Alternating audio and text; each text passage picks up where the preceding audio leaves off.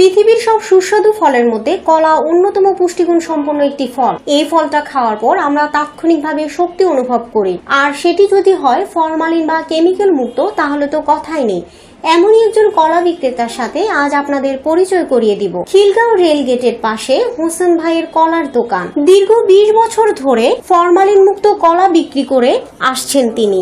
এখানে আপনারা ফরমালিন মুক্ত এবং কোনো প্রকার ক্ষতিকারক কেমিক্যাল ছাড়া পাচ্ছেন 4 প্রজাতির কলা, যেমন সাগর কলা, সবরি কলা, চিনি চম্পা কলা এবং দেশি কলা। দোকান হলো খিলগাঁও রেলগেট, কলা মিয়ানি নরসিংদীর থেকে।